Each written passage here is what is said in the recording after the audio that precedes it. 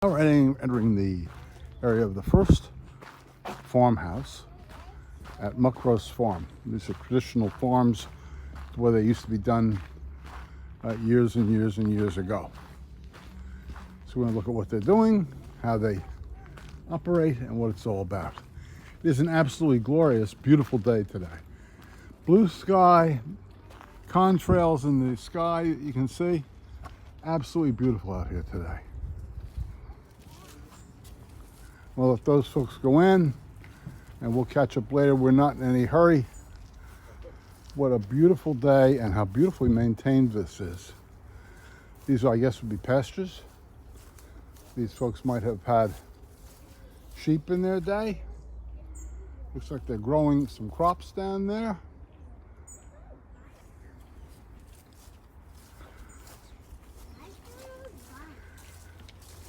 And mud. Great room, I bet, correct? Pardon? This is the great room? Yeah, well, there's only a small farmhouse. There's only 2 rooms in it. Bedroom and this room. And the kitchen, yeah. So this is the kitchen, dining room, living room? Yes, the whole lot.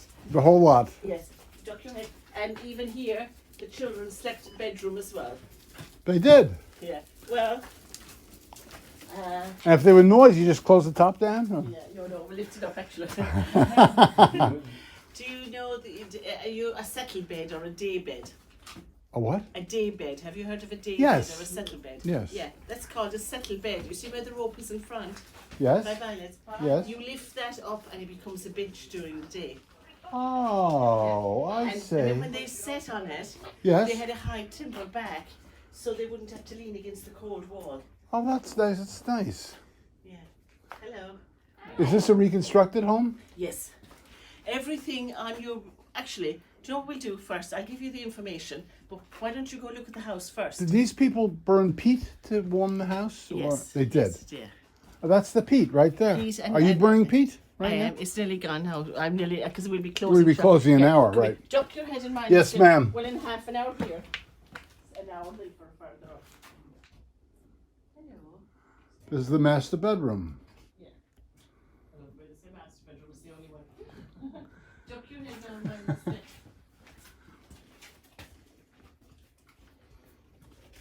Did they have glass? Yes. They did have glass windows in those days? Well, see, what day... This is the... Every, I'll wait for them. Yeah. Yeah, you go down now. Everything on your brochure is an exact copy of houses just outside Killarney. And 30 years ago, they copied them exactly, structurally. They copied them here in a 2-kilometre loop in the National Park. Oh. Hello. Hi. So I'm just giving the bit of information. If anyone wants to keep going, they can go up and look at the bedroom, but duck your head and mind the step. Okay, so everything here, as I say, is an exact copy of houses just outside Killarney, and 30 years ago, they built it here in a 2-kilometre loop. The Kissan's house, who they copied, they were small farmers. In the 1930's and 40's, 20 acres was a poor farmer. They had 2 children. The parents slept there and the children slept there. It's called a settlebed. Traditionally, the heart of the home was always the fireplace, and we made soda bread because we had a lot of milk. Other people made yeast bread and sourdough bread. Both those breads can be made with water. But because Ireland had so much milk, traditionally it went down the route of soda bread. The financial heart of the home was always the dresser. And you know, when you go into a bar, the top shelf is always the expensive whiskey. Well, the top shelf of every Irish woman's dresser was her best china. And again, I've only got a small bit being the poor farmer. A little bit of the willow pattern there on top, and curtains at the bottom was another sign it was the poor farmer. Do you see the paintbrush hanging on the wall? That was known as a distemper brush. If anyone was sick in the house, the first thing they would do is whitewash or lime wash the walls. And why it was called distemper was, when you crush limestone rock and you burn it down to powdered form and you have pure lime, when you mix that with water, it froths up, hence the name distemper. But 3 things: it made the place look nice, it reflected light because they had no electricity, and the important one, it was a disinfectant. Now this house It's how they lived in it in the 1930s and 40s, even the 50s. They didn't have electricity. But the structure was a way older. It was built in the 1870s by their grandparents, and they inherited it. And when their grandparents built it, they had one door in, they had a clay floor, they had small external windows and doors that was left over from in the middle 1800s. There was in Europe what was known as the window tax, or a tax on light. Do you ever hear that expression, that's daylight robbery? Yeah. Well, that's where it came from. So to avoid paying big taxes, it became fashionable to build houses with small external windows and doors. Now this door here is small. That's nothing to do with tax, and it's nothing to do with Irish people being small. It was to keep in the heat between the rooms in 1870. Also, do you notice the roof? That's the top layer of the bog. They used that for insulation. Very effective it was. It kept it cool in the summer, warm in the winter. The only problem is it's a fire hazard. And it became a bit more of a serious problem when they got the electricity, because it was actually cheaper to build a new house than to repair the old ones. Now the next house you're going to up the road, it's a labourer's cottage. It's house number 3 in your map. There's nobody there, but there's 2 pigs out the back. Now, I must ask the small boys something. What's your favourite? Rice, pasta or potatoes? You like rice, pasta, potatoes? Potatoes, pure Irishman there. Because we had no rice or pasta in Ireland in the 30s and 40s. We eat potatoes 365 days a year. And because they used to kill a pig and smoke it and salt it, our main Irish dinner was, still a favourite, bacon, cabbage and potato, or bacon, turnip and potato. Would you like that? Bacon, cabbage and potato? You'll develop a taste for it. Okay. Thank you, ma'am. Bye-bye. Okay, we're now approaching a laborer's house. As the nice lady said, this is where a laborer would have lived in the 1930s, 40s, and 50s. I'm impressed because this makes me think about The Quiet Man and that motion picture. That was how they were actually living in those days. They're growing potatoes and cabbage, and now we enter the house to see what it looks like. There's some peat. This is where the laborer lived. He has a stove or a fireplace, rudimentary furniture, would have been a dirt floor, a bedroom, and that's about it. And the upstairs, I assume, would be for the children's bedroom. Very interesting.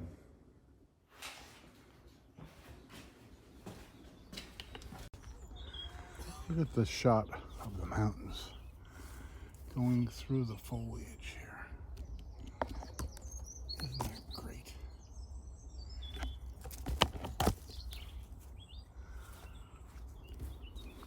House, we don't know what kind of house it is, but we're going to find out.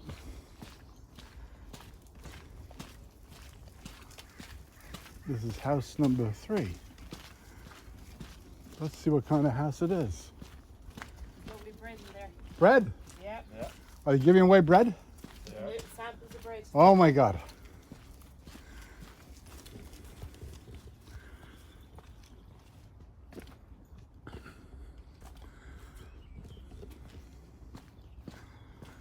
This is house number 3.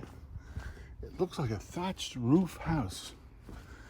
How cool is that? Look at the thatch. I see peat outside, and I hear there's bread being baked inside. That's right. I heard it. You did? What is this? Is this soda bread? Soda bread, yes. My mother used to make soda bread. Right. I still make it. She used to put raisins in it. They probably didn't. All right.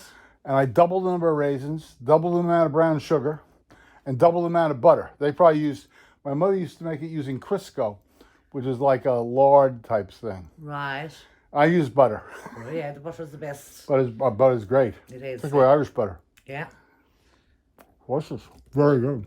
Now, this is the children's room up here. Oh. 7 children slept in there. Oh my God. Yeah. God bless them.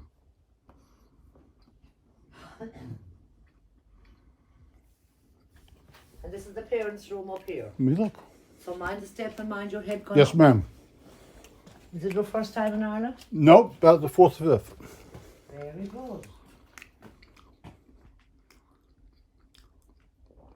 Beautiful. And I'm impressed that these houses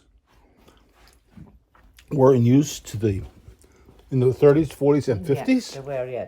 This house has been renovated in its original position. Mm-hmm. And there is somebody living in it. Amazing. And Connor's house, the labourer's cottage, there's somebody living in that. It has been revamped. Right. And the large farmhouse above, the son is living in it. It reminds me of the Quiet Man Oh, yes. movie, Yes, because when they went in, they bought the little cottage. yes. I'd say there's nothing like that around anymore. No. But in the 50s, there might have been.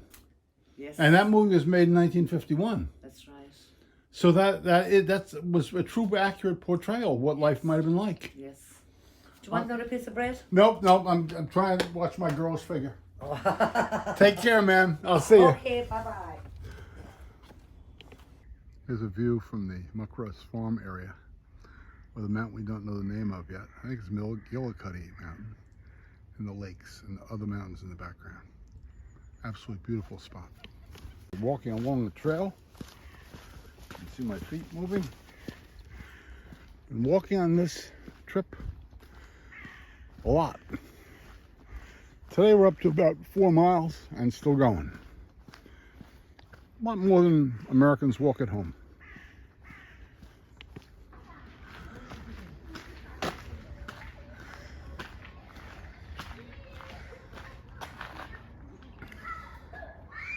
This is obviously the rich farmer.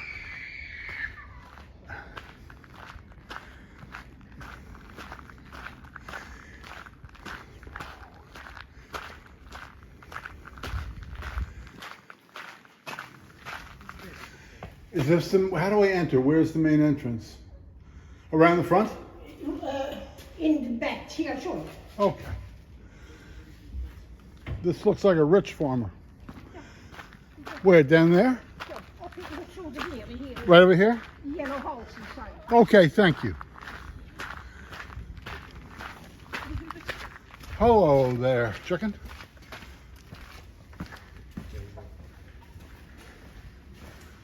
No host. This is the house here. This is the house? This is the dairy. This is the house. Uh-huh.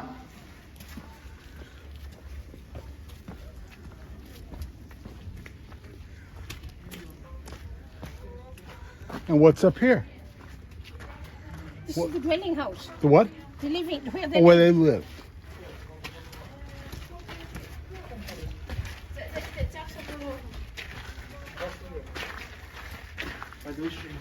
Oh, these are rich people. They are rich people, yes. Rich people live here. They look through the house and see the parlor, dining room, etc. Okay. Beautiful. They can entertain for 20 people.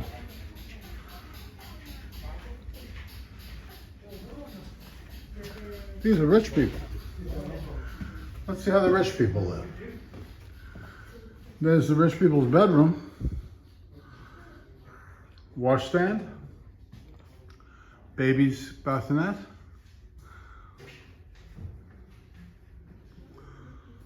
Fireplace, keep warm.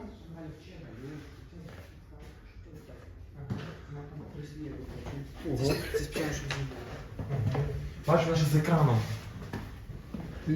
Baby is the kid's bedroom, right? It's okay. Kid's bedroom.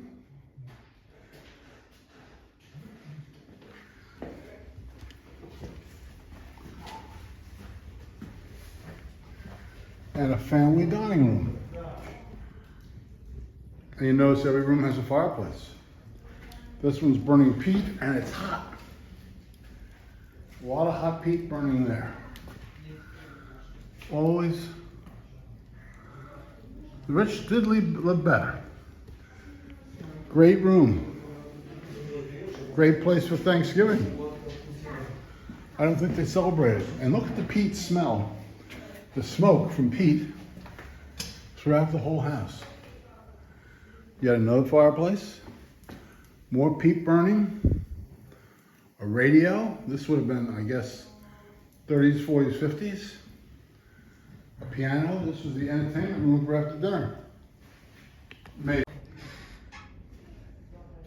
Looks like they could serve 20 people at one time. Sorry? Looks like they could serve a dinner of 20 people.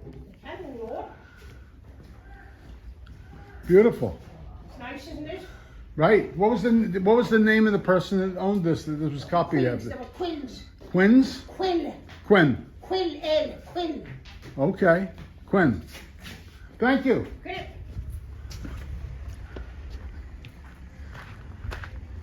The Quins. Cows in the sun. With a mountain background on the hill. Eating. It's beautiful. Absolutely beautiful here.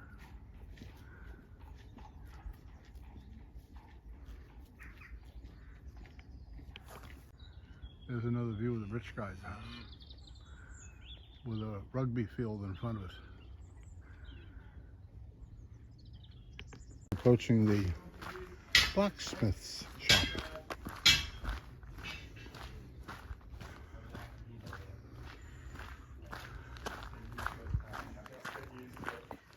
So sword making, don't have to really make too many swords as a blacksmith. Just need to a bit of a bend.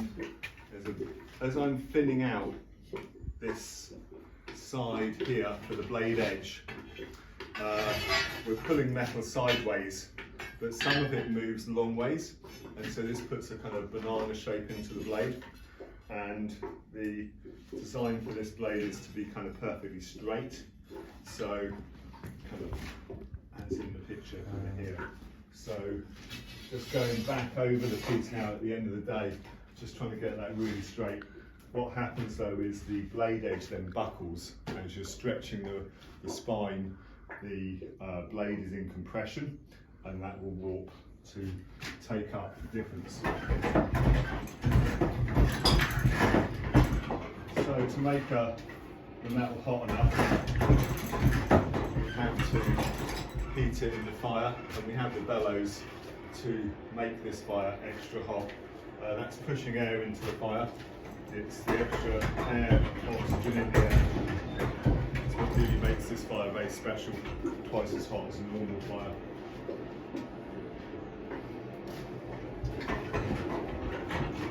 So this kind of setup for blacksmithing could really date from any point from the medieval time onwards. The earliest kind of woodcuts or bellows were around that time. This kind of building could easily be that kind of age, although it was only purpose built in the 90s. I worked in a 400-year-old forge as an apprentice, the same size building as this. So we like to be in the dark to work, because we're best viewing the temperature of the metal in the dark.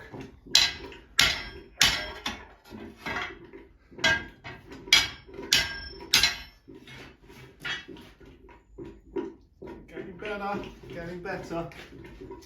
So the blade is also over to one side of it at the moment.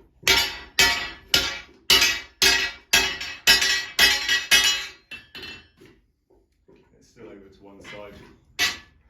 You might be doing that in the vise to push that over to the other to get it into the middle. So in this dark room, we can kind of still see a little bit of in there. See that kind of dull red glow, that's about 500 degrees. Nearer the light, even in the afternoon, dull now, it looks a lot greyer and colder than it will do when we're in the dark. So we get a better thing, very hot piece of metal, too cold for blacksmithing at that point. So